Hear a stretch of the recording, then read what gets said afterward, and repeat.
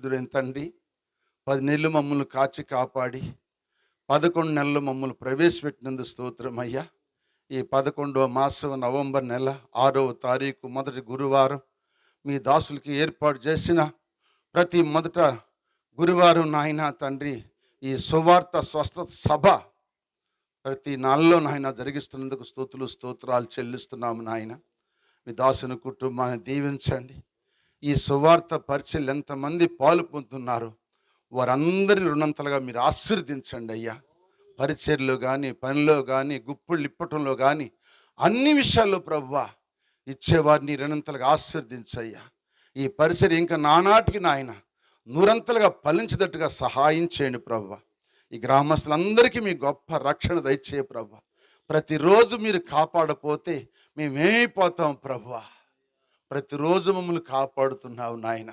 అయ్యా కొన్ని జిల్లాల్లో కొన్ని దేశాల్లో ప్రభు తుఫాన్లు వరదలు వాయుగుండాలు నాయన అయ్యా సునామీలు ఎంతమంది చనిపోయారో, ఎంతమంది కొట్టుకుపోయారో, ఎంతమంది కుటుంబాలు అల్లాడిపోయారు నాయన. అయ్యా మా మీదకి ఆ ముంతా తుఫాన్ రాకుండా మీరు తప్పించి మమ్మల్ని ఈరోజు కాపాడి సజీవ లెక్కలు ఈరోజు ఉండి స్థలంలో నాయన మిమ్మల్ని స్తుతిస్తానికి ఆరాధించి ప్రార్థిస్తానికి అవకాశం ఇచ్చిన స్తోత్రం చెల్లిస్తున్నాం ప్రభు. మంచి వాతావరణం ఇచ్చినందుకు స్తోత్రాలయ్యా. కరెంటు మీ స్వాధీనంలో ఉంచండి, ప్రజలందరూ మీ స్వాధీనంలో ఉంచండి నాయన. అల్పుడు నయోగ్యుడిని బలహీని ఎవరికి ఏ మంచి లేనివాడిని ప్రభువా నన్ను మన్నించి నన్ను క్షమించి నన్ను మరుగుపరిచి మీరు ప్రత్యక్షమై మీరు మాట్లాడమని నా ప్రభు అయిన యేసుక్రీస్తు నామములో అడిగి వేడుకుని ప్రార్థిస్తున్నాము తండ్రి, ఆమేన్. అందరూ దేవుని స్తోత్రం నిలదరు చేతులెత్తి హల్లెలూయా హల్లెలూయా హల్లెలూయా. ఇప్పుడు యేసు ప్రభువారు మనకేమవుతాడో కొన్ని మాటలు మీకు జ్ఞాపకం చేస్తాను. చూడండి, మత్తయి సువార్త 6వ అధ్యాయము 31, 32 చదవండి. మత్తయి సువార్త 6వ అధ్యాయము 31, 32 వచనాలు. కాబట్టి ఏమి తిందుమో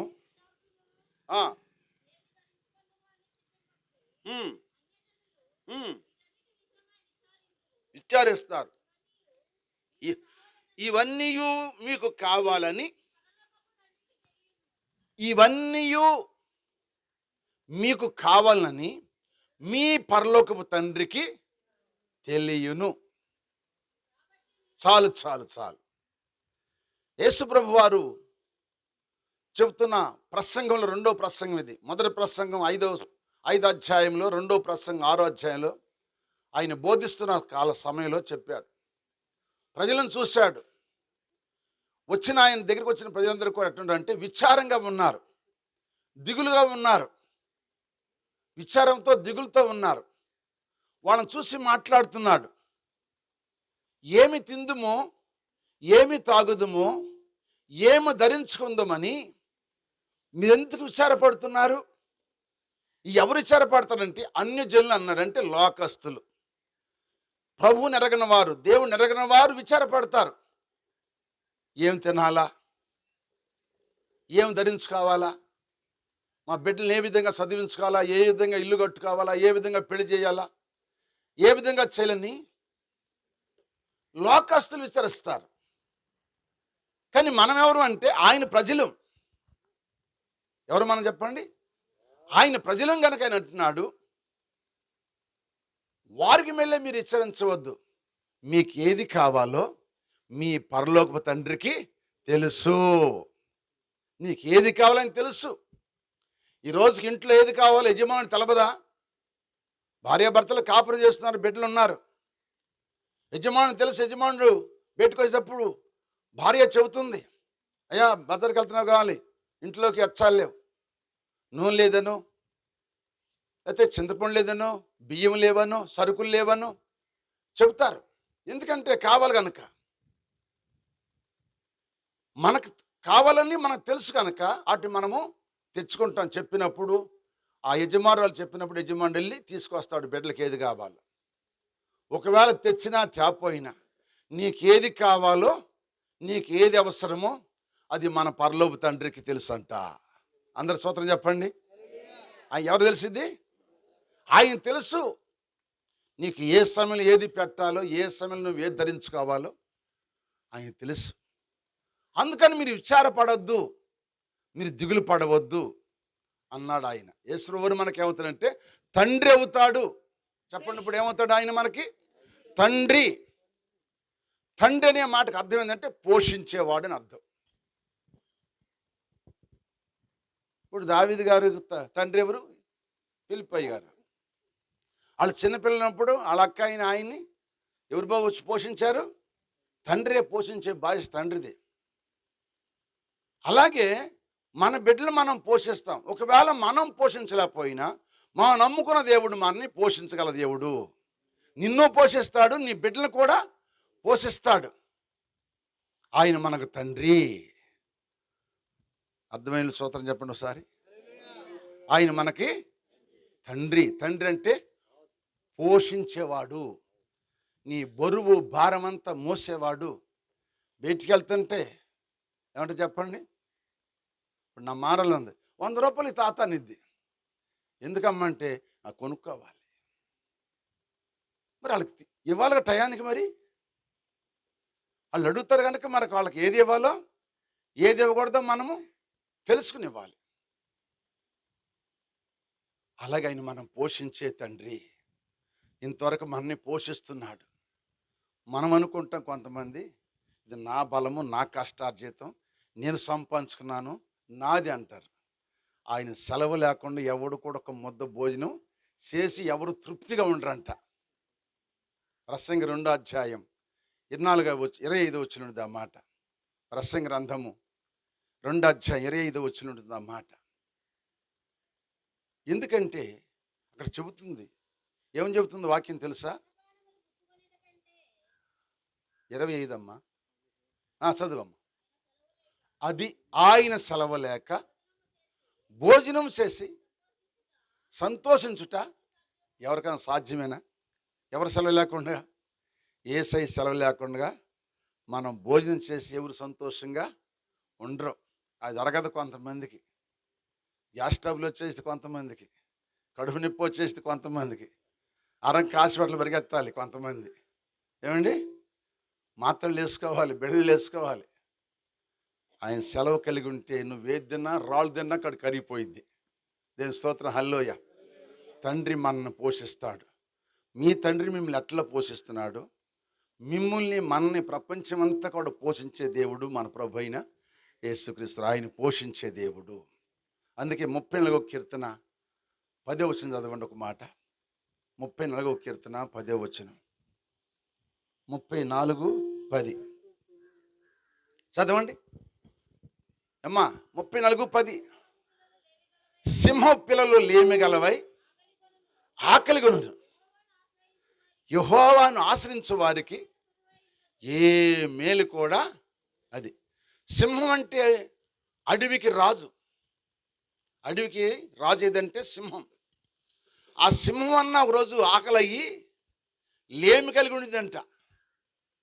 కానీ ఆయన నమ్మిన బిడ్డలకంట ఏ మేలు కూడా కొదువు చేయడు. హల్లెలూయా. ఏ మేలు కొదువు చేయడు. అందుకే భక్తుడైన యేసన్న గారు పాడిన పాట, సింహపు పిల్లలైనా కొదువగలిగి ఆకలిగొనినా, సింహపు పిల్లలైనా కొదువగలిగి ఆకలిగొనినా, నీ పిల్లలు ఆకలితో అలమటిల్తురా, నీవున్నంత వరకు నీ పిల్లలు ఆకలితో అలమటిల్తురా, నీవున్నంత వరకు. ఆశ్చర్యకరుడా, నా ఆలోచన కర్తవు, నీ చూడగు తండ్రివి, నా షాలేము రాజువు, నీ చూడగు తండ్రివి, నా షాలేము రాజువు. ఆయన ఆశ్చర్యకరుడు. సింహం పిల్లలను లేమి కలిగి ఉంటే కానీ ఆయన నమ్మిన బిడ్డలకు ఏ కొదువు, మన ఆకలి తీర్చే దేవుడు ఆయన. కోటి విద్యలు కూటి కొరకు అంటారు. నువ్వు ఎన్ని సంపాదించినా, ఎన్ని మేళ్ళు కట్టినా, ఎంత ఆస్తి ఉన్నా, బంగారం ఉన్నా, ఎండున్నా, ఎన్నున్నా ఆ ముద్ద తినపోతే మన పని చెప్పాలి. నీరసం వచ్చి కింద పడిపోతాం అంతే. టయాన్ని తినపోతే ఖాళీ. ఎవరిస్తున్నారు ఈ భోజనం అంటే ఆయన సెలవు లేకుండా తినలేము. ఆయన మనం పోషిస్తున్నాడు. స్తోత్రం చెప్పండి. ఆయన మనకేమవుతాడు ఇప్పుడు చెప్పండి? తండ్రి. ఏ తండ్రి అయినా మనం పోషించే తండ్రి. ఒకటి మొట్టమొదటి పాయింట్. రెండవది, ఆయన మనకు తల్లి. యెషయా గ్రంథం 66 అధ్యాయం 13 వచనం. యెషయా గ్రంథం 66 అధ్యాయం 13 వచనం. రెండో మాట, ఒకని తల్లి వానిని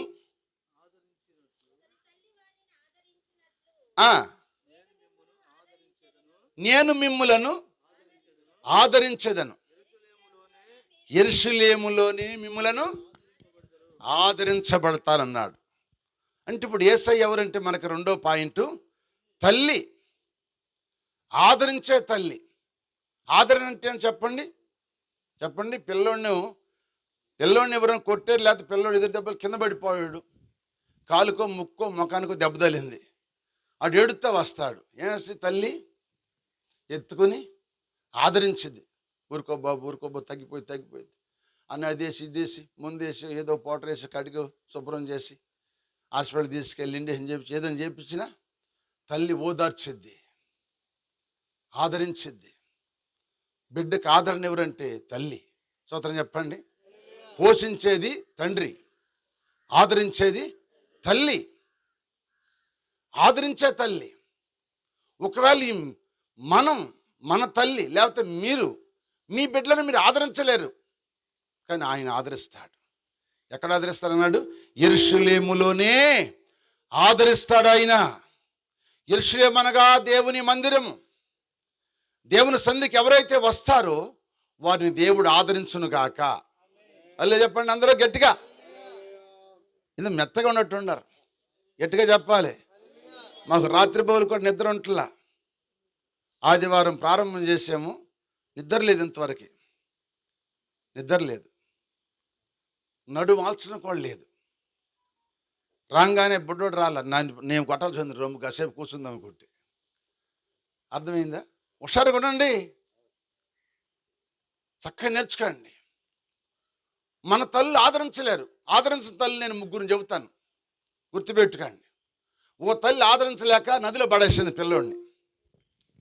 ఓ తల్లి ఆదరించలేక పొదలో పడేసింది. ఓ తల్లి ఆదరించలేక గుళ్ళో పడేసింది. ఎవరు చెప్పండి మీరు? ఓ తల్లి బిడ్డను ఆదరించలేక నదిలో పడేసింది. ఓ తల్లి ఆదరించలేక పొదలో పడేసింది. చెప్పాలి, పొదలో పడేసింది. ఓ తల్లి ఆదరించలేక గుళ్ళో పడేసింది. ఐగుప్తు దేశంలో బానిసగా బతున్నప్పుడు ఇశ్రాయేలు ఎక్కువైపోతున్నారు. పురుషులే పుడుతున్నారు కానీ ఆడపిల్లలు పుడతల్లా. ఐగుప్తు దేశంలో వాళ్ళకంటే వీళ్ళు ఎక్కువైపోతున్నారు ఇశ్రాయేలు ప్రజలు. అప్పుడు మంత్రసాలను పిలిపించాడు రాజు. మంత్రసాలను పిలిపించి మగపిల్లాడైతే చంపేయండి, ఆడపిల్లైతే బ్రతకనివ్వండి అని ఆజ్ఞాపించాడు. మంత్రసాలను కూడా దేవుని మీద భయగలిగి ఎవరిని చంపలే మగపిల్లని. వాళ్ళు తిరిగి మళ్ళీ వెళ్ళి రాజుగారు చెప్పారు, ఏమ్మాయి మీరు చంపారంటే, మేము ఏడ చంపేదయ్యా, ఆ స్త్రీలు మన ఐగుప్తు స్త్రీలు లాంటి వాళ్ళు కాదు, ఐగుప్తు లాంటి స్త్రీలు కాదు వాళ్ళు, ఎబ్రీలు సురుకైన వారు. మేము వెళ్ళేటప్పుడు కానుపెట్ల మీద కని ఒళ్ళో పెట్టుకున్నారు. ఇంకెడ చంపుద్దేసింది, చంపలేకపోయామంటే అప్పుడు రాజు సైనికులు పంపించాడు. 2 సంవత్సరాల్లో పిల్లలందరినీ చంపేయమని చెప్పేశాడు. అప్పుడే మోషే పుట్టాడు ఎకేబెదుకి మోషే పుట్టాడు. ఎకేబెదు అమ్రాము భార్య భర్తలు. వాడు పుట్టిన పెద్దవాడు అహరోను, రెండామ మిరియాము, ఆఖరోడు మోషే గారు. 3 ఏళ్ళు దాసింది, ఇక దాయలేకపోయింది. ఎందుకంటే వాడు ఏడటం మొదలు పెడుతున్నాడు, ఊంగొడతం మొదలు పెట్టాడు. పక్క వాళ్ళు చూస్తే ఇప్పుడు ఏం చేస్తారు? పక్కన చెప్పేస్తారు. చెప్పేస్తే రాజాజ్ఞంతూ మీరు నీ పిల్లని దాసేవని, ఈ పిల్లని కాదు ఆ రోజు చంపేస్తారు. ఈ పిల్లని దాసేందుకు పెద్దోడు కూడా చచ్చిపోతారని చెప్పి ఓ జమ్ము పెట్టి తయారు చేసి ఆ పెట్టెలు పెట్టి నైల్ నదిలో పెట్టేసిందంట. ఆదరించలేకపోయింది. 3 నెలలు ఆదరించడానికే కష్టమైపోయింది. మనం ఆదరించలేం, కానీ మన దేవుడు మనల్ని ఆదరించును గాక. వదిలిపెడితే దేవుడు ఊరుకున్నాడా? ఏ రాజు శాసించాడో ఆ రాజు కుమార్ దగ్గరికి వెళ్ళి ఆ దేశంలోనే ఈయన పెరిగాడు, సకల విద్యలు నేర్చుకున్నాడు, సకల విద్యలో ప్రవీణుడుగా మార్చబడ్డాడు మోషే గారు. ఏ శత్రువు సంబంధుడు ఆ శత్రువు ఇంటికి వెళ్ళాడు. స్తోత్రం చెప్పండి. దేవుడు ఆ శత్రువు ఇంటికి పంపించి అక్కడే గొప్పవాణ్ణి చేశాడు. మనం ఆదరించలేము మన బిడ్డల్ని, దేవుడు ఆదరించును గాక. ఆదరించలేకే వదిలేసింది. ఇక వదిలిపేస్తే చచ్చిపోయాడు అనుకుంది, కానీ దేవుడు ఆదరించాడు. రెండో తల్లి అగరు బిడ్డను తీసుకుని బయలుదేరింది.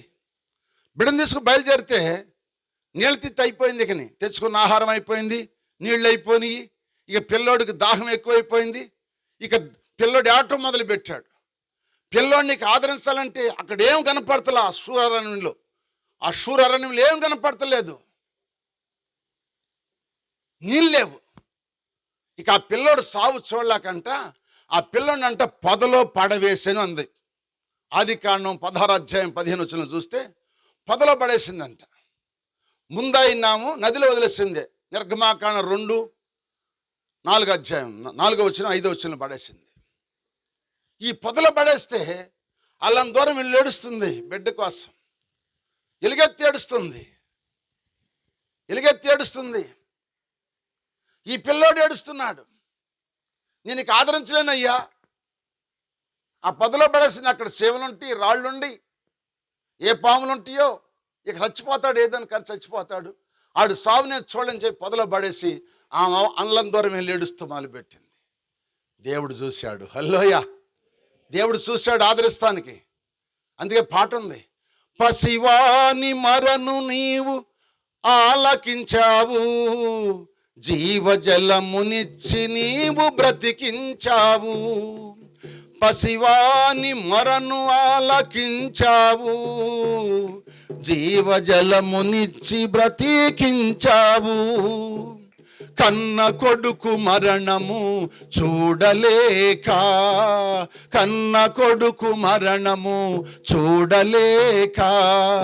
తల్లడిల్లిపోతున్న తల్లిని, అనాథ తల్లిని, తల్లడిల్లిపోతున్న తల్లిని, అనాథ తల్లిని చూచుచున్న దేవుడవయ్యా, నన్ను చూసినావు. చూచుచున్న దేవుడవయ్యా, నన్ను చూసినావు. నీ పేరేమిటో వెరుగనయ్యా, నీ పేరేమిటో వెరుగనయ్యా, నా పేరుతో నన్ను పిలిచావయ్యా, నా పేరుతో నన్ను పిలిచావయ్యా. చూస్తున్న దేవుడు, తల్లి ఓదార్చలేదు, పసివాడు మరి ఆలకించిన దేవుడు నదిని పుట్టించాడు, నీరు పుట్టించాడు, నీటి బొగ్గు పుట్టించాడు. అగరో తీసుకెళ్ళి నీ బిడ్డ తాగిచ్చు. ఆ నీళ్లు తాగిచ్చి అడవిలో వాడు గొప్ప వేటగాడు, విలువించగలవాడు అయ్యాడు. ప్రియమైన దేని బిడ్డలు, తల్లి ఆదరించలేనిది దేవుడు ఆదరిస్తాడు. మన బిడ్డలు మనం ఆదరించలేం. మన తండ్రి, మన ప్రభువే మనకు తల్లిగా ఆదరించే దేవుడు. మోషేని ఆదరించాడు, లక్షల మందికి నాయకుడిని చేశాడు.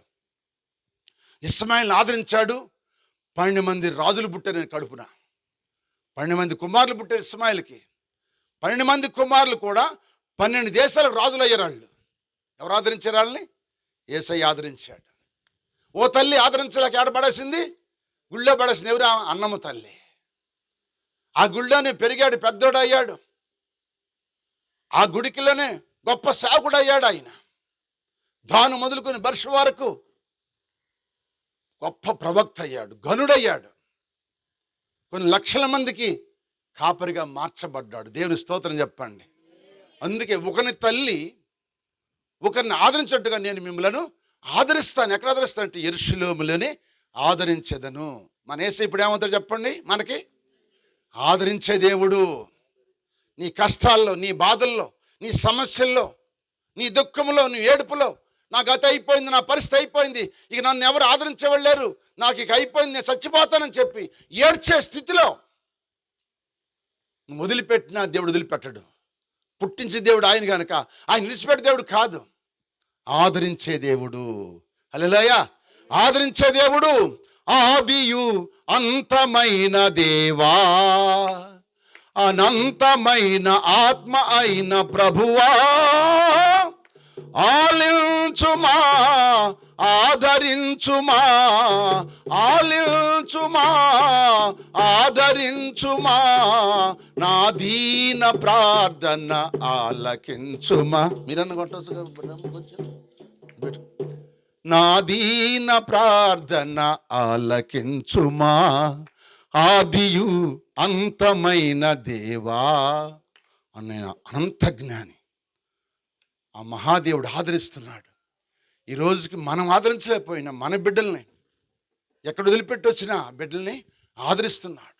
మనం ఇక్కడ ఉన్నాం, మన బిడ్డలు హైదరాబాద్కి వెళ్ళను, అమెరికాకి వెళ్ళి చదువుతున్నారు, ఉద్యోగాలు చేస్తున్నారు. దేవుడు ఎవరు ఆదరిస్తున్నారు? ఆయనే ఆదరిస్తున్నాడు. మనం ఆదరిస్తామా? ఆదరించలేము. అందుకే యేసు ప్రభు వారు మనకేమవుతాడంటే, ఒకటి తండ్రి అవుతాడు, రెండోది చెప్పాలి తల్లి అవుతాడు. అర్థమవుతుందని చెప్పే వాక్యం మీకు అర్థమవుతుందని ఒకసారి స్తోత్రం చెప్పండి. వెనకలోళ్ళు కూడా చెప్పండి. అయ్యా ఇళ్ళకి దగ్గర కూర్చున్న కూడా చెప్పండి హల్లెలూయా. నీటి కొరకు, ఆ నీటి కొరకు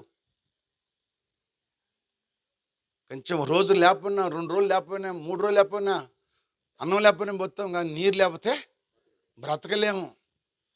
నీరు కావాల్సిందే. ఆదరించగల దేవుడు ఆయన, ఆదరించగల దేవుడు. ఒక అడవిలో దుప్పి ఆ దుప్పి ఏం చేసింది చూసావా?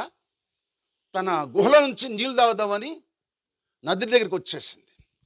ఆ నదిలో నీళ్ళు తాగుదామని ముట్టి ముంచేటప్పుడు ఏంటంటే, ఏ జంతువైనా చూడండి, ఏ పక్షి అయినా చూడండి, అటు ఇటు చూసిద్ది.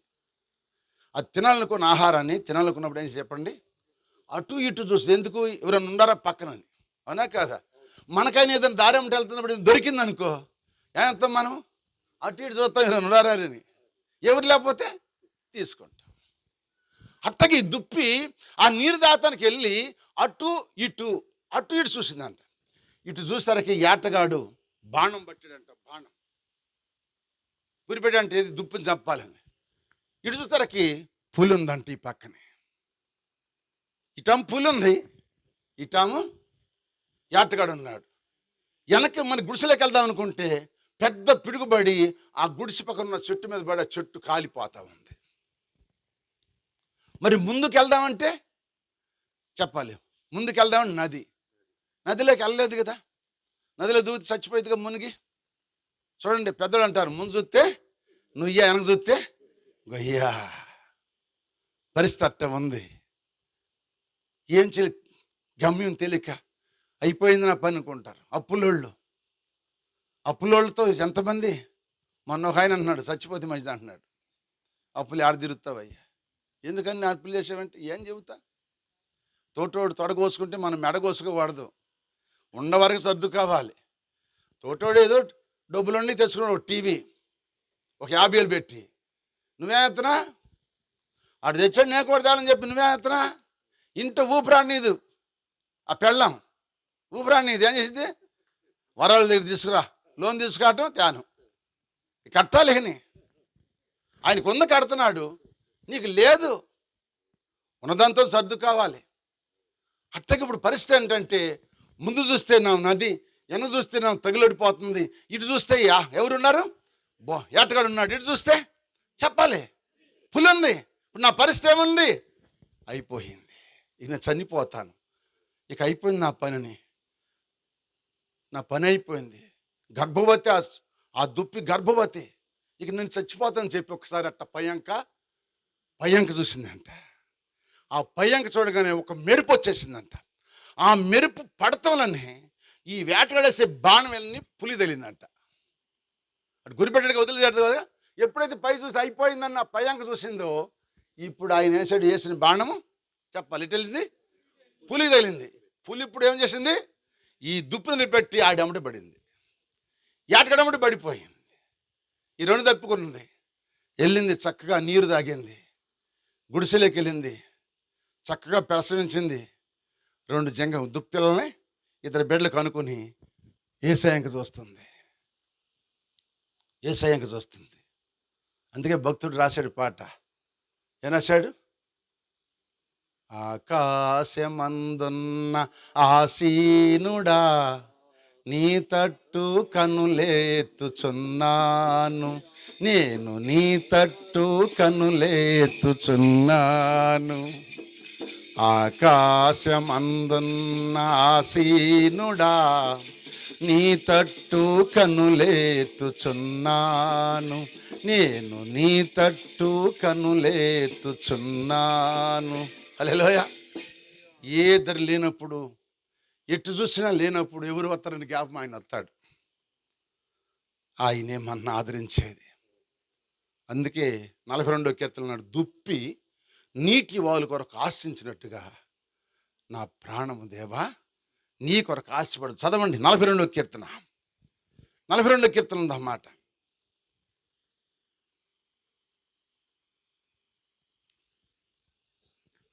42వ కీర్తన త్వరగా చదవండి బైబిల్.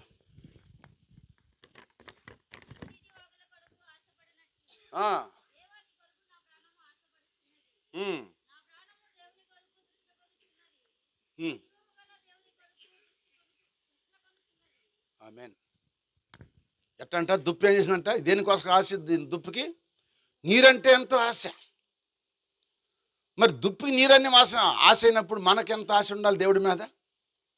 వాక్యమే నీరు, వాక్యమే. ఈ నీటి కొరకు మనం ఆశపడాలి.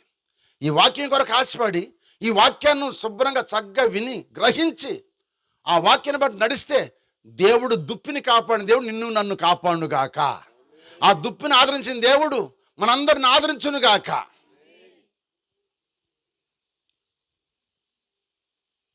పనికి రాని నన్ను నీవు పైకి లేపితివి, క్రీస్తనే బండ పైన నన్ను నిలిపితివి. ఆ పనికి రాని నన్ను నీవు పైకి లేపితివి, క్రీస్తనే బండ పైన నన్ను నిలిపితివి. నాడుగులు స్థిరపరచి బలమునిచ్చితివి, నీదు అడుగు జాడలలోనే ఎంబడింతు ప్రభో, ఇలలో ఎంబడింతు ప్రభో.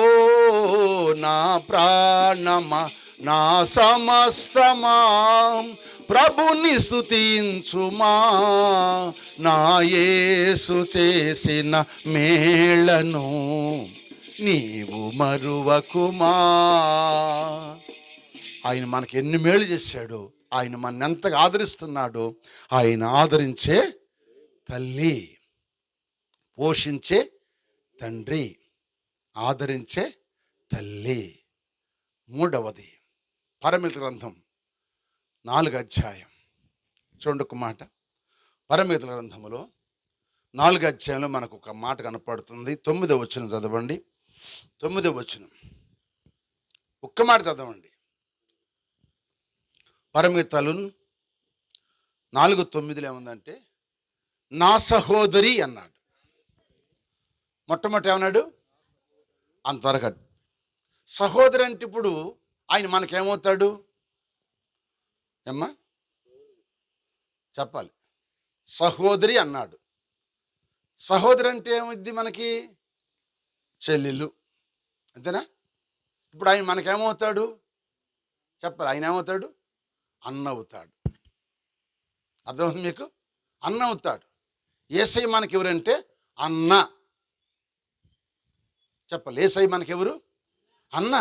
ఇప్పుడు సేవకులు కొంతమంది పిలుచుకుని అన్న యేసన్న అంటారా? అనలే. యేసన్న అంటారు అందరినీ. యేసన్న గారు పోయినా ఆయన సేవకులందరినీ అన్న అంటారు. ఆయన్నే కాదు, ఇడోళ్ళు కూడా మమ్మల్ని కూడా కొంతమంది అన్న అన్న అంటారు. యేసయ్య మనకు అన్న, మనం ఆయనకి చెల్లెళ్ళం. స్తోత్రం చెప్పండి. యేసయ్య మనకు అన్న, మనం ఆయనకి చెల్లెళ్ళం. అన్న అంటే అనగా ఏంటంటే, అన్న అనగా ఆదుకునేవాడు. అన్న చెల్లెల్ని ఆదుకునేవాడు. కష్టాలు వచ్చినప్పుడు, బాధలు వచ్చినప్పుడు, నిందలవమలు వచ్చినప్పుడు అన్న తన చెల్లెల్ని ఆదుకోవాలి. అన్న చెల్లెల్ని ఆదుకోవాలి. నేనున్నానమ్మా, ఎందుకు భయపడుతున్నామని ఆదుకోవాలి. ఈనాడు ఉండారు లోకంలో అన్నలో ఆదుకునేవాళ్ళు లేడు. ఇంకా చెల్లి దగ్గర ఉంటే ఎత్తుకుపోయి ఉన్నారు, తాగటానికో తినటానికో తిరగటానికో ఎత్తుకుపోయి ఉన్నారు. ఇక్కడ ఈ అన్నలు ఆదుకోపోయినా ఆ అన్నయ్య మాత్రం ఆదుకుంటాడు. నేను స్తోత్రం చెప్పండి. ఆ అన్నయ్య ఆదుకుంటాడు. యేసన్నయ్య మన్ని ఆదుకునే దేవుడు, ఆదుకుంటాడు. ఒక గ్రామంలో ఒక అన్నా చెల్లెలు చదువుకుంటూ ఉన్నారు.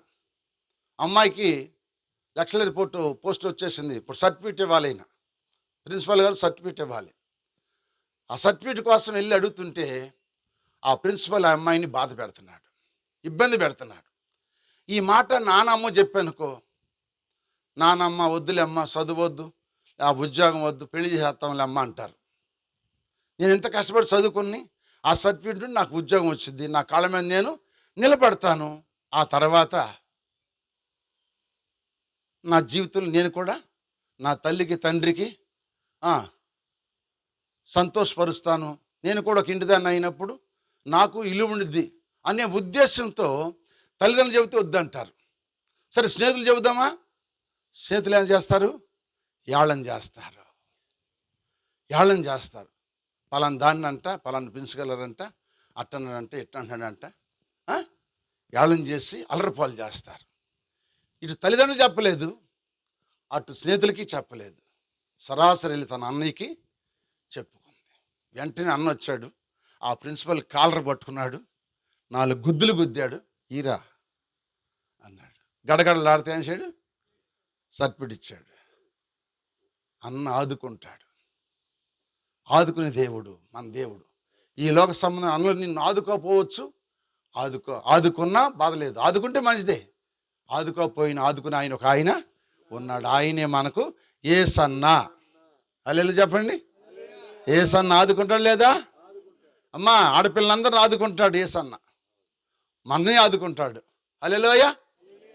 ఆదుకునే దేవుడు ఆయన, ఆదుకునే దేవుడు ఆయన. 4వ మాట బైబిల్లో చూద్దాం. నేను కూడా టైం ఇచ్చాడు. అయిపోయింది అవలేదా? అవంగని చెప్పు, ముగిచ్చేస్తాను. దేవుని స్తోత్రం. హల్లెలూయా. 4వ మాట యోహాను సువార్త 15వ అధ్యాయం 15 వచ్చింది చూడమ్మా. యోహాను సువార్త 15వ అధ్యాయం 15వ వచనం. అమ్మా, దాసుడు ఇక్కడ అంటాడు 15వ వచనంలో, దాసుడు తన యజమానుడు చేయుదాన్ని ఎరగడు గనుక ఇకన మిమ్ములను దాసులని పిలవక స్నేహితులని పిలుచుచున్నాను. ఏమని చెబుతున్నాడు? ఇప్పుడు యేసుప్రభువు వారు చెబుతున్న మాట ఇది. ఈ మాట కూడా యేసయ్య చెబుతున్నాడు. ఏం చెబుతున్నాడు? ఇన్నాళ్ళ మట్టి మీరు దాసులుగా ఉన్నారు, నేను ఇప్పుడు మిమ్మల్ని దాసులుగా కాదు స్నేహితులుగా పిలుస్తున్నాను అన్నాడు. ఇప్పుడు మనకి యేసయ్య ఏమవుతాడు చెప్పండి? స్నేహితుడు అవుతాడు. మంచి స్నేహితుడు ఆయన, నిజమైన స్నేహితుడు, ఎడవక ప్రేమించే దేవుడు మన స్నేహితుడు ఆయన. మంచి స్నేహితుడు ఆయన. అదే కొరింథీలో కూడా పౌలు అంటాడు, 1 కొరింథీ 1వ అధ్యాయం 9వ వచనం అంటాడు, తన కుమారుని సావాసాన్ని పిలిచిన దేవుడు నమ్మదగినవాడు. చదవండి ఆ మాట. తిమోతి రాసిన మొదటి పత్రిక, కొరింథీలు మొదటి పత్రిక 1వ అధ్యాయం 9వ వచనం. మన ప్రభు అయిన యేసుక్రీస్తు అను తన కుమారుని సావాసానికి మనల్ని పిలిచిన దేవుడు నమ్మదగిన వాడు. ఆయన మంచి స్నేహితుడు. అబ్బా, ఎంత మంచి స్నేహితుడు తెలుసా? స్నేహితులు అంటే అట్టు ఉండాలి. నమ్మకం. ఈనాడు చాలా మంది స్నేహితులు నమ్మకం ఉండి మోసం చేస్తారు. పెడితే పెళ్లి కోరతారు, పెట్టపోతే సాగు కోరతారు. ఇటు చావాలంటారు.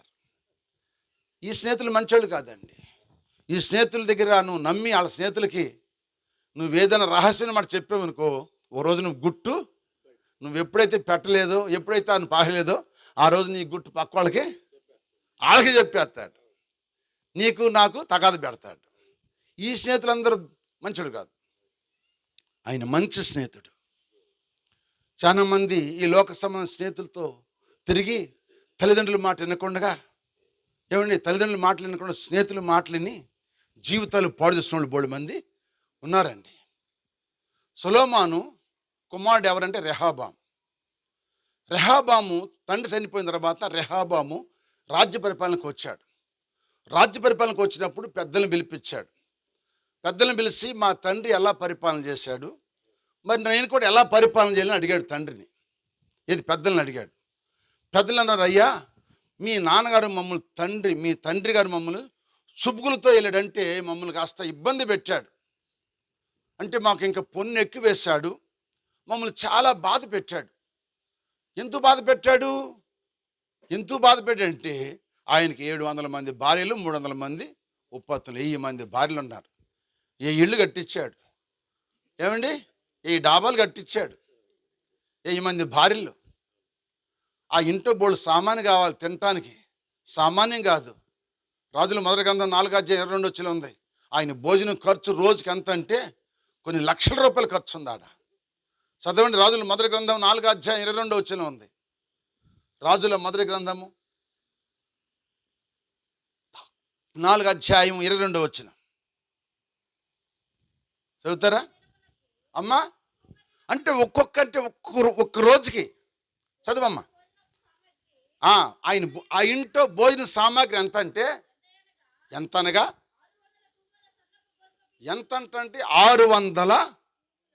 తూముల సన్నపు గోధుమ పిండి,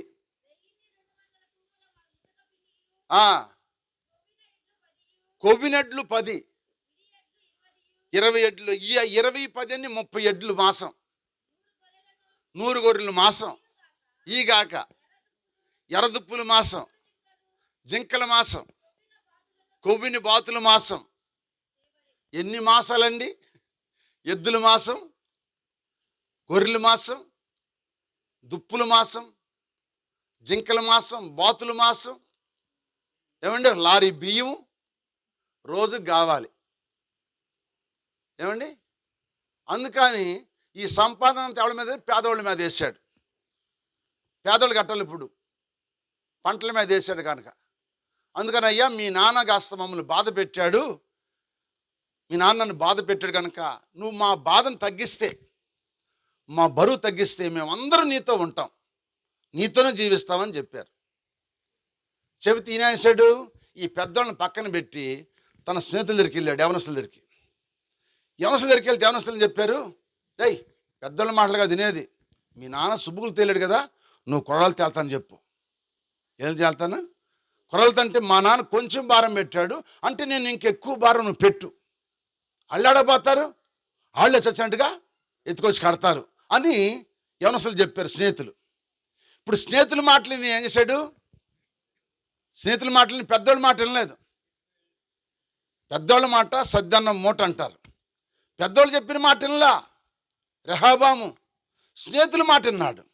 స్నేహితుల మాట వినటం వల్ల ఏమైపోయాడంటే వచ్చాడు, ఏమన్నాడు? మా నాన్న మిమ్మల్ని కొంచెమే బాధ పెట్టాడు, నేను మిమ్మల్ని ఇంకా కఠినమైన బాధలు పెడతాను. మా నాన్న 100 రూపాయలు పొన్నేసాడేమో, నేను 200 రూపాయలు పొన్నేస్తాను అన్నాడు. ఆ దెబ్బతో 10 గోత్రాల వారు, బాబు నీకు దండము, నీ రాజ్యానికి ఒక దండమని ఆ పెద్దల నిర్ణయాన్ని బట్టి 10 గోత్రాల వారు తిరిగి వెళ్ళిపోయారు. చీలిపోయారు, అక్కడ చీలిపోయింది. అంతకుముందు పరిపాలన ఎట్టుందంటే సౌలు పరిపాలన చేసిన, దావీదు పరిపాలన చేసిన, సొలొమోను పరిపాలన చేసిన ఒకే పరిపాలన, 120 సంవత్సరాలు. 120 సంవత్సరాలు కూడా యెరూషలేము ప్రజలు 50 లక్షల మంది. 50 లక్షల మందిని వాళ్ళు ముగ్గురు చక్కగా పరిపాలన చేశారు. ఈ రెహబాము వచ్చేసరికి ఏమైందంటే ఇప్పుడు చీలిపోయింది. ఇలా స్నేహితుల మాటనే కుటుంబాలు చీలిపోతున్నాయి, భార్య భర్తలు చీలిపోతున్నారు, అత్తమామల మాట వింటలేదు. లోక సంబంధ స్నేహితుల మాటలని ఎన్నో కుటుంబాలు చీలిపోతున్నాయండి, చెడిపోతున్నాయి, బాధపడుతున్నారు ఇప్పుడు. అందుకని స్నేహితుల మాట నమ్మొద్దు. స్నేహితులు ఎంతవరకంటే స్నేహం ఎంతవరకంటే అంతవరకే. రోడ్డు వరకే స్నేహం, ఇంట్లో తీసుకురాకూడదు. నీ స్నేహం ఎంత ప్రాణ స్నేహితులైనా నువ్వు బయట వరకే. లోపల తీసుకొస్తే దాని దగ్గ నష్టపరిహారం బాధపడి కాపరలు పోయిన వాళ్ళని చాలామంది నాకు చెప్పారు. చాలామంది చూసేని కూడా చెప్పారు కూడా. నా వయసులో చెబుతున్నాను మీకు. హల్లోయ. ఎవరో ఎంతవరకు స్నేహం అంతవరకే. స్నేహం మిత్రులు మీరు ఇంటికి తీసుకొస్తే వాళ్ళే జీవితాన్ని పాడు చేస్తారు. అందుకే మన స్నేహితుడు ఎవరంటే మన ప్రభు అయిన యేసుక్రీస్తు. ఆయనతో స్నేహం చేయి, ఆయనతో స్నేహం చేయి, నిన్ను ఆశీర్వదిస్తాడు. అందుకే ఒక భక్తుడు రాశాడు, అమ్మ లేకపోయినా నాన్న లేకపోయినా ఎవరు లేకపోయినా నే బ్రతకగలను. అమ్మ లేకపోయినా నాన్న ఎవరు లేకపోయినా నే బ్రతకగలను. నీవు లేకపోతే క్షణమైన కూడా, నీవు లేతే క్షణమైన కూడా బ్రతకలేను యేసయ్యా, నీ బ్రతకలేను స్నేహితుడా, నా స్నేహితుడా, నిన్ను విడచి నేనుండలేను. భక్తుడు రాశాడు పాట, నాకెవరు లేకపోయినా బతక, నీ స్నేహితుడా, నువ్వు స్నేహం లేకపోతే నేను బ్రతకలేను. ఈ స్నేహం ఎందుకంటే ఆదుకునే స్నేహము, ఆదుకునే స్నేహం. కష్టాలు వచ్చినప్పుడు, బాధలు వచ్చినప్పుడు, అవసరానికి డబ్బు అవసరమైంది, హాస్పిటల్కి వెళ్ళాలి, డబ్బు లేదు, స్నేహితుడు ఇస్తాడు. మంచి స్నేహితుడైతే ఇస్తాడు, ముందు చూపించి తర్వాత చూద్దామని. కొంతమంది లేదంట, ఉంచుకుని కూడా లేదంటారు. మన మావు ఒక ఊళ్ళో సంగతి ఏమండి, తమ్ముడికి జబ్బు చేస్తుంది అనుకో, తమ్ముడు జబ్బు చేస్తే మరి అక్క ఏం చేయాలి, డబ్బులు ఇవ్వాలి. తల్లి అడిగింది 10 ఏళ్ళు, నా దగ్గర లేవా. చూసారండి, ఎవరు సొంత తమ్ముడు, నెగిలి పాలు తాగినోడు, ఈటని మనసు నాకు చెప్పింది, అమ్మాయి తమ్ముడే కదమ్మా, ఈ రేపు మళ్ళీ ఆడు బాగుపడితే ఏకెత్తాడు కదా అని తర్వాత ఇచ్చింది. చూసావా, వెంటనే లేదు తర్వాత.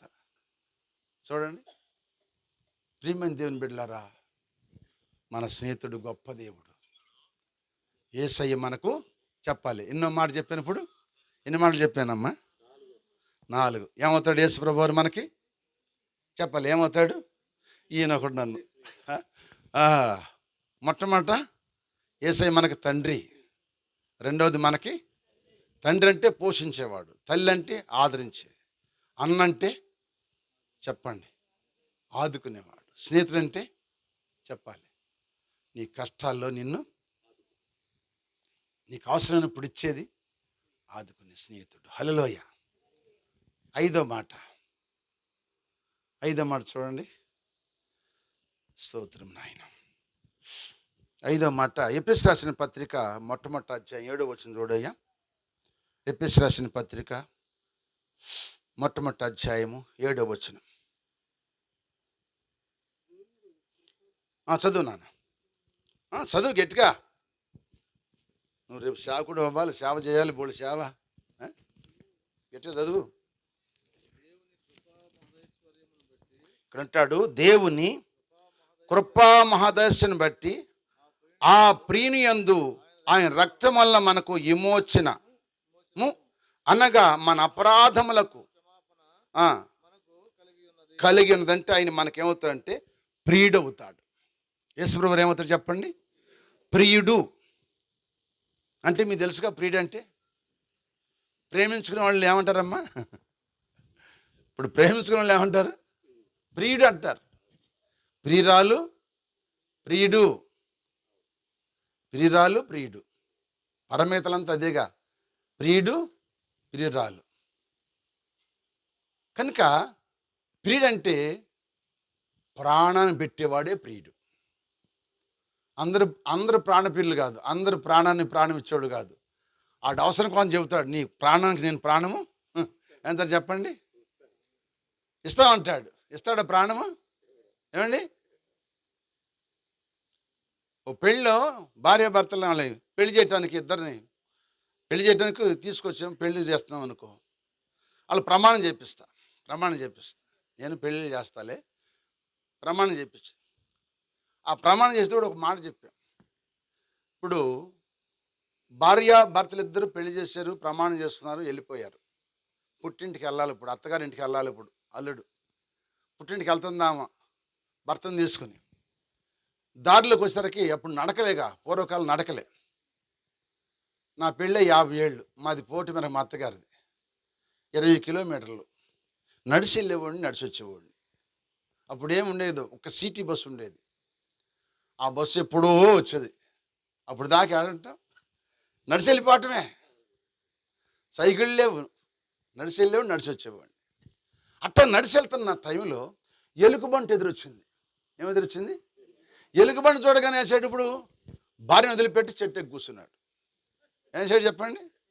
భార్యను వదిలిపెట్టి చెట్టు ఎక్కి కూర్చున్నాడు. ఇప్పుడు భార్య ఏం చేసింది?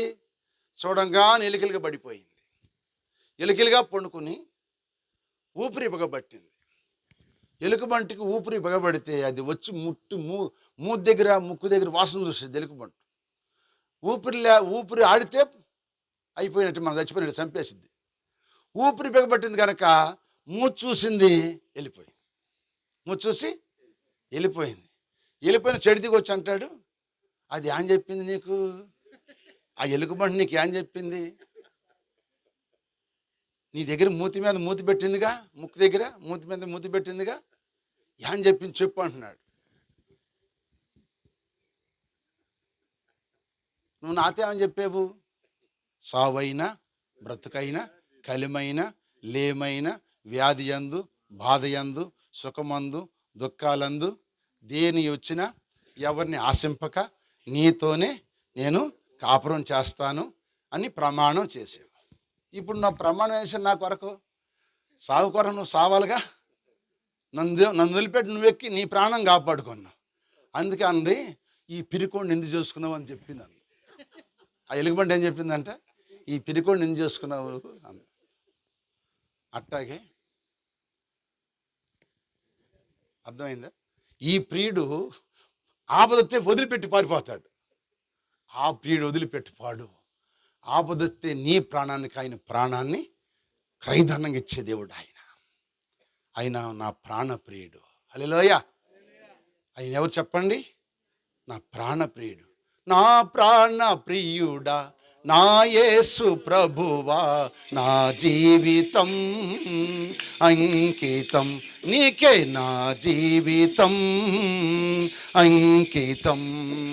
నా ప్రాణ ప్రియుడా, నా యేసు ప్రభువా, నా జీవితం అంకితం నీకే, నా జీవితం అంకితం. నాయడ నీకున్న తాళంపులు బహువిస్తారం అయ్యున్నవి, నాకున్న నీ తాళంపులు బహువిస్తారములై ఉన్నవి. వాటిని వివరించి చెప్పాలని, వాటిని వివరించి చెప్పాలని, అవి అన్నీయును లెక్కకు మించిన అయి ఉన్నవి.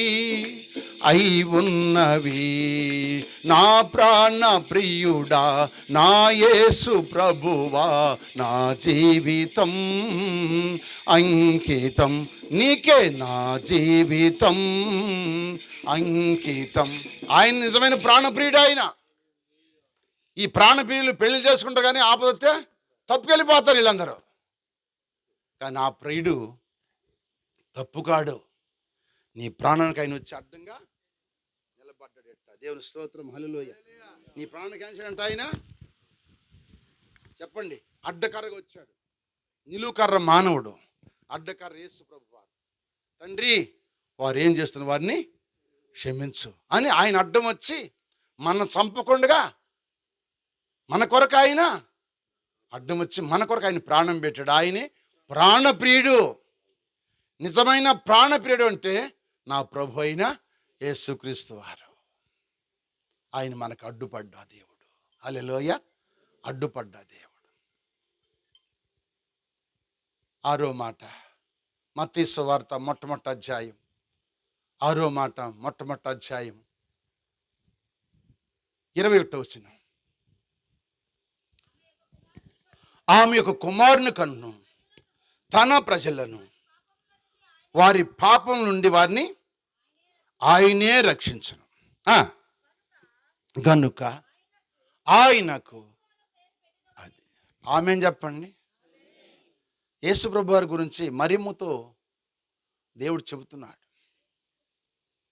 ప్రియమైన దేవుని బిడ్డలారా, ఎవరంట? మన పాపముల నిమిత్తం. మళ్ళీ చదువు మాట. ఆమె అనగా మరియమ్మ ఒక కుమారుడు అంటుంది తన ప్రజల. తన ప్రజలంటే మనం ఎవరు? ఆయన ప్రజలు, ఆయన బిడ్డలమండి మనము. ఇప్పుడు ఆయన మాటలు వినే వాళ్ళందరూ కూడా ఆయన బిడ్డలమే. వారి పాపములు క్షమిస్తానికి రక్షకుడుగా పుట్టాడు ఆయన. మన పాపాలు క్షమించే అధికారం ఆయన కొడుకే ఉంది, ఎవరికి లేదు.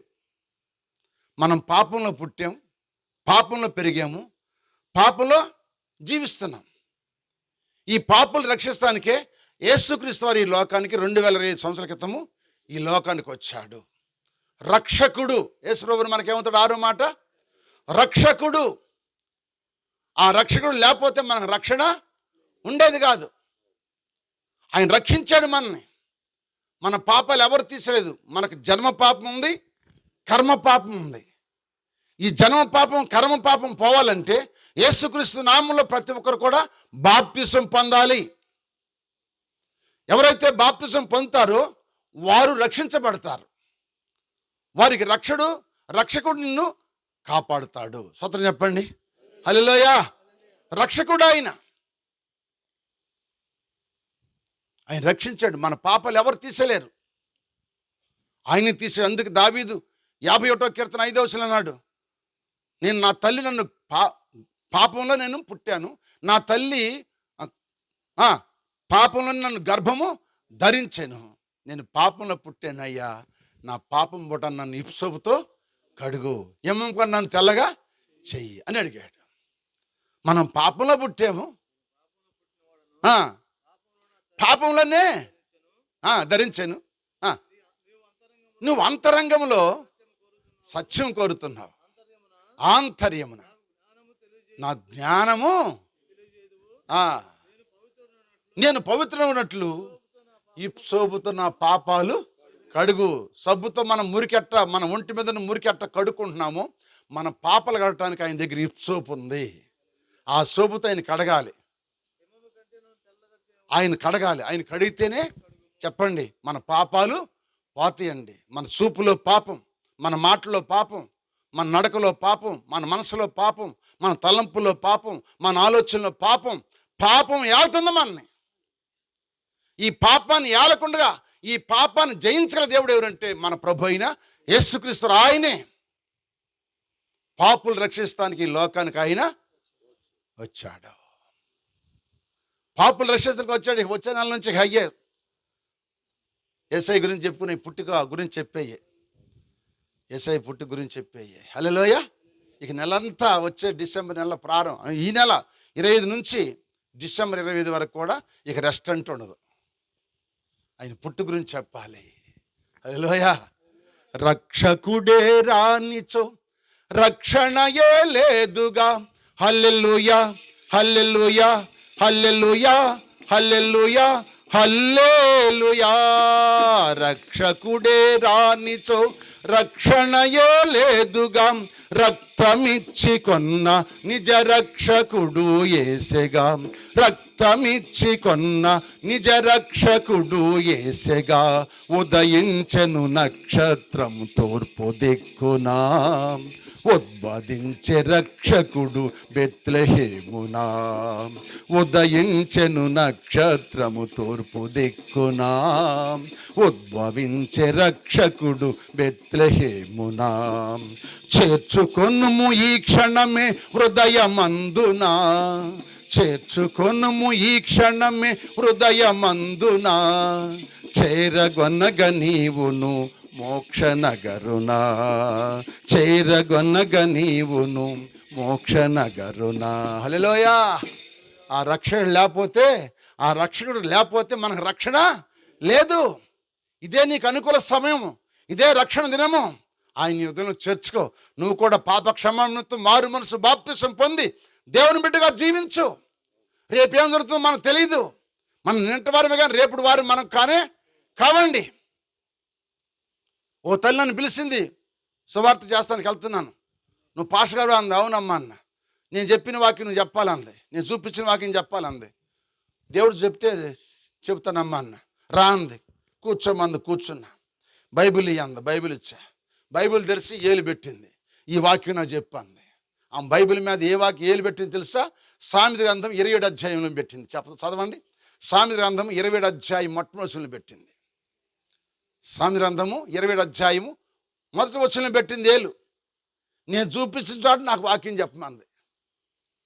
అర్థమవుతుంది మీకు? వాళ్ళకి తెలియదు కదా. వాళ్ళు ఎక్కడ చెప్పమని చెప్పాలి, సేవకుడు ఏది చెప్పమని చెప్పాలి. అక్కడ ఏముంది? 27 అధ్యాయంలో ఏముంది? రేపటి గురించి గర్వపడమాక, ఏ దినమని నీకు ఏది సంభవించును. ఆమేన్. అమ్మా ఈ మాట చెప్పాడు, మరి దేవుడు చెప్పమంటావన్నా. చెప్పంది. చెప్పేదాకా రూపాయి అంత బిళ్ళ కుంకుమ బొట్టు. ఎంత బొట్టు? రూపాయి బిళ్ళ అంత బొట్లు పెడతారు పూర్వకాలం. ఇప్పుడు లేవు. ఆ బొట్లు లేరు ఇప్పుడు. వెంటనే ఆ బొట్టు సిరతో తుడిచేసి ఏడ్చి పాదల మీద పడిపోయి. నిజమే, రేపు దినం గురించి మనం అతిశయపడతాం. నేను అది చేస్తాను, ఇది చేస్తాను, అది చేస్తాం, ఇది చేద్దాం అనుకుంటాం. ఆయన సెలవు లేకపోతే మనం ఏది కూడా చేయలేం. అందుకే రక్షకుడుగా వచ్చాడు ఆయన. నీ పాపాలు నా పాపాలు క్షమిస్తానికి, నేను రక్షిస్తానికి ఇంకా నీకు సమయం అట్టు పెట్టాడు. ఎందుకంటే నువ్వు ఇంకా మారు మనసు పొందుతావేమో, నువ్వు ఇప్పుడైనా ఆయన బిడ్డగా ఉంటావని నీకోసం ఆయన దినమంతా చేతులు చాపుతున్నాడు. ఆయన వస్తావా ఆయన దగ్గరికి? ఆయన చేతుల్లోకి వస్తే నేను రక్షిస్తాడు. రేపేం జరిగితే మనకు తెలీదు. రేపేం సంభవిస్తుందో మనకి తెలియదు.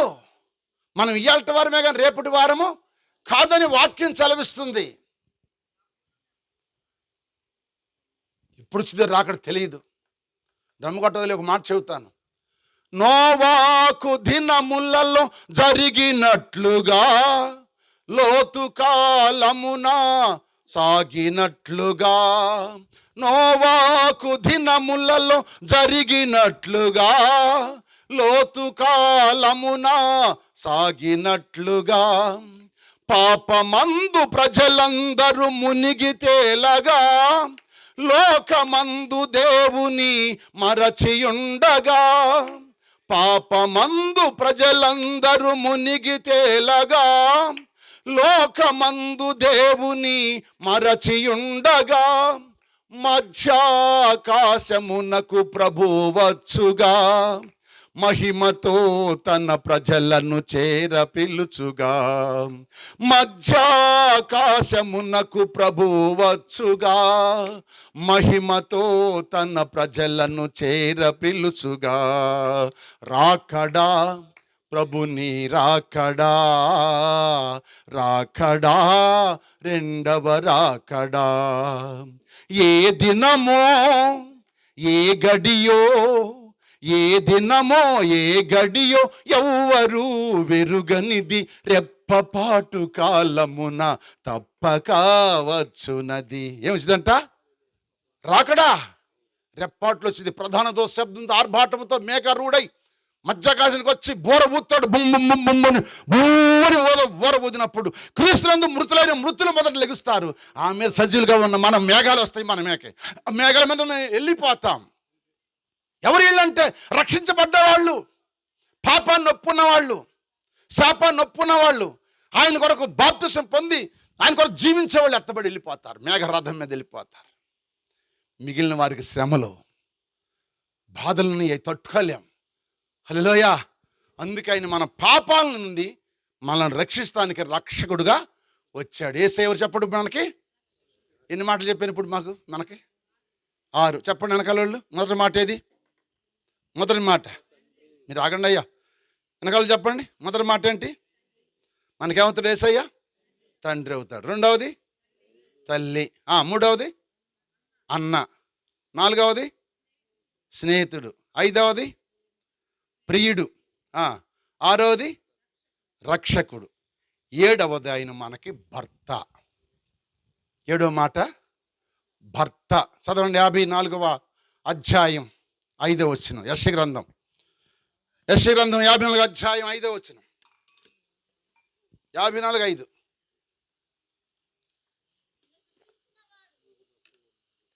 చదువు ఆపమాక. అది నిన్ను సృష్టించిన వాడు ఎవరంటండి? యేసయ్య మనకు ఆఖరికి ఏమవుతాడు? భర్త అవుతాడు. ఆయన మనం పుట్టించింది ఆయనే. మన సృంచాడు. మన కాళ్ళు ఎట్టుండాలని, చేతులు ఎట్టుండాలని, అవయవాలు ఎట్టుండాలని, మన రూపాన్ని అంత దిద్దింది ఆయనే. నిన్ను సృంచిన వాడు నీకేమైనాడు? భర్త. భర్త అనగా చెప్పండి, భర్తనగా చెప్పాలి. నీ భారమంతా మోసేవాడే భర్త. స్వతం చెప్పండి. భర్తనగా నీ భారమంతా, నీ బరువు, నీ భారమంతా మోసేది ఎవరంటే భర్త. అందుకే ప్రయాసపడి భారం మోస్తున్న సమస్తమైన జల్లారా నా ఇద్దరు రండి, నేను మీకు విశ్రాంతిని ఇస్తా అన్నాడు. భర్తనగా భారం మొయ్యాలి. భారం మోయినోడు భర్త కాదు, వాడు సోమారి. వాడు సోమారి కింద లెక్క. భారం మొయ్యాలి. ఒకవేళ ఈ భర్త కొంతకాలమే నీ భారం మోసి నేను వదిలిపెట్టి వెళ్ళిపోతాడు, చచ్చిపోతాడు, లేకపోతే వెళ్ళిపోతాడు, ఎట్టు వదిలిపెట్టి నిన్ను.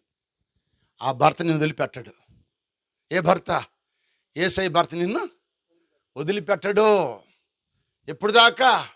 ఈ భూలోకంలో ఉన్నంత వరకు నీ భారాన్ని మోస్తాడు. పరలోకం తీసుకెళ్ళి కూడా నీ భారాన్ని ఆయనే మోస్తాడు. ఆయనే మనకు ఆఖరికి భర్త. సకల సృష్టికి కర్తవు నీవై, నమ్మిన వారికి భర్తవు నీవై. సకల సృష్టికి కర్తవు నీవై, నమ్మిన వారికి భర్తవు నీవై.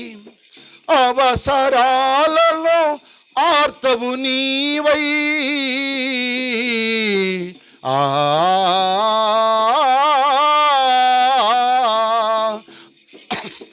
అవసరాలలో ఆర్తవు నీవై, పరలోకమునకు ముక్తిదాతవై. ముక్తిదాతవై విజయమిమ్ము నా బ్రతుకునందు, నిజ రక్షకనా యేసునాథా. విజయమిమ్ము.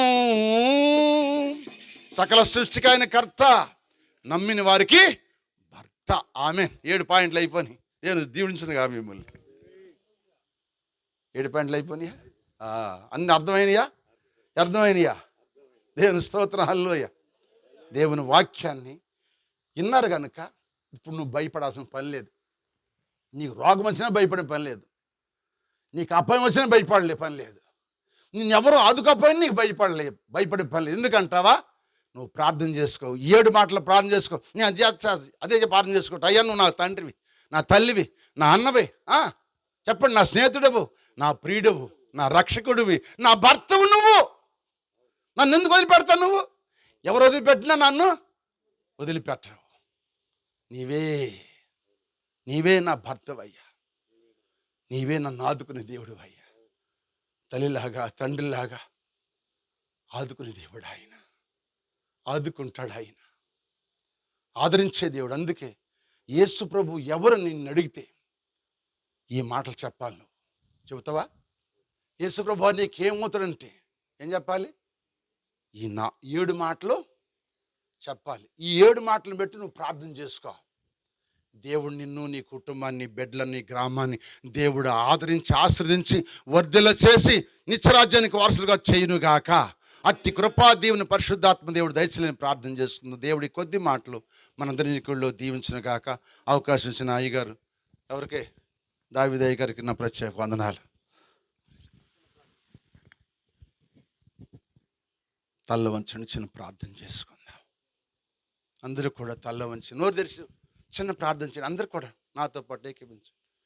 అయ్యా, ఈ రాత్రి నాతో మాట్లాడేవయ్యా. ఇలా ప్రార్థన చేశాడు కదా, మనతో దేవుడు మాట్లాడాలి. నీతో మాట్లాడితే నోరు తెరువు. నీకు అర్థమైనట్టు దేవుడు మాట్లాడితే నోరు తెరిచి మాట్లాడు, ప్రార్థన చేయి. లేకపోతే చేయమాక. నీకు అర్థం కాకపోతే చేయమాక. నీకు అర్థమైతే నోరు తెరువు. నీ నోరు దేవుడు నింపును గాక. నింపుతాడు, నువ్వు నోరు తెరువు. ముందుగా నేను ప్రార్థన చేశారు, నెలంతా ప్రార్థన చేశారు. నేను ప్రార్థన చేస్తున్నాను. అయ్యా, వెళ్ళి నేనేం చెప్పాలి, వాడికి ఏ వర్తమానం అందించాలని అడుగుతూ వచ్చాను. నేను ప్రార్థన చేశాను, మీరు ప్రార్థన చేశారు. దేవుడు ఈరోజు నీతో నాతో సూటిగా మాట్లాడాడు. ఎవరి కోసం ఎదురు చూడడానికి పని లేదు. ఆయన కోసం ఎదురు చూడు. నా తండ్రి నీవేనయ్యా, నా తల్లి నీవేనయ్యా, నా అన్నవు నీవేనయ్యా, నా స్నేహితుడు నీవేనయ్యా, నా ప్రియుడవు నీవేనయ్యా, నా రక్షకుడు నీవేనయ్యా, నా భర్తవు కూడా నీవేనయ్యా, నీవేనయ్యా, నీవేనయ్యా.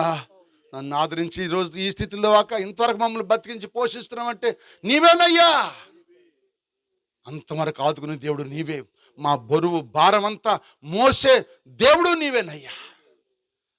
నాయనా తండ్రి, ఈ సేవలు కొత్తపాలి గ్రామంలో సొజ్జుల మధ్య అయ్యా నీ దాసుని పేరు పెట్టి పిలుచుకొని ఈ పరిచర్య ఈ సొజ్జుల మధ్య అప్పగించేవయ్యా. అయ్యా, ఇది సామాన్యమైన పని కాదయ్యా. ఇది మీరు పిలిస్తే వచ్చాడయ్యా. నువ్వు పిలిస్తే ఈ పని చేస్తున్నాడయ్యా, లేకపోతే చేయలేరయ్యా. మీ పిలుపుని బట్టి ఎన్ని నిందలు వచ్చినా, అవమానాలు వచ్చినా, బాధలు వచ్చినా, కష్టాలు వచ్చినా, ఎన్ని వచ్చినా, ఎవరు పెట్టినా పెట్టపోయినా నాయన మీ పరిచర్య చేయటానికి ఈ దాసుడిని ఇక్కడ ఎన్నుకున్నావయ్యా. మీ దాసుడు సహకారిగా అయ్యా సీను గారిని కూడా మీరు ఎన్నుకున్నారు. స్తోత్రం చెల్లిస్తున్నాం ప్రభా. ఈ కుటుంబాన్ని మీరు ఎన్నుకున్నారు ప్రభా. చక్కని మందిరం ఇచ్చారు ప్రభా. ఆ మందిరం పట్టదలంత ప్రజలు ఈ గ్రామంలో అందరూ కూడా రక్షించబడాలి ప్రభా. అందరూ మందిరానికి వచ్చి రక్షించబడాలి ప్రభా. అందరూ దీవించబడాలి ప్రభా. భూలోకమందు పరలోకమందు కూడా దీవించబడాలి ప్రభా. ఇస్తారం వాళ్ళకి రాకుండా నాయన పండిన పంటలు నాయన చేతికి వచ్చేటట్టుగా, అందరి ఇళ్ళకి నాయన ధాన్యం వచ్చేటట్టుగా సహాయం చేయండి ప్రభా. అందరి కుటుంబాలు దీవించయ్యా, అందరి బిడ్డలను రక్షించయ్యా, అందరి కుటుంబాలను కాపాడు ప్రభా. ఈ గ్రామానికి మీ గొప్ప ఆదరణ, ఆశీర్వాదం, దీవెన కలిగించయ్యా. ఈ సేవను ఇంకా 30 60 100 ఫలింపచేయి నాయన. ఆశీర్వదించండి. ఈరోజు ఎంతమంది మైకు ధర ఉన్నారో నాయన, రేపు లైవ్లో ఎంతమంది వినబోతున్నారో, ఇక్కడ ఉన్న బిడ్డలందరూ ఎంతమంది ఉన్నారో వాళ్ళందరికీ నీవే కాపరివి, నీవే ఆదరణ కర్తవు, నీవే నా భర్తవు నాయన. నీవే నీ కృప దీవెన కాపుదల ఉంచమని యేసయ్య శ్రేష్టమైన నామములో అడిగి వేడుకొని ప్రార్థిస్తూ మీ పాదాలద్ద వేడుకుంటూ మీ చేతులకు అప్పగించుకుంటున్నాము తండ్రి. ఆమేన్. మీ అందరికి వందనాలయ్యా, వందనాలమ్మా. అందరు దేవుడు దీవించును గాక. వందనాలు.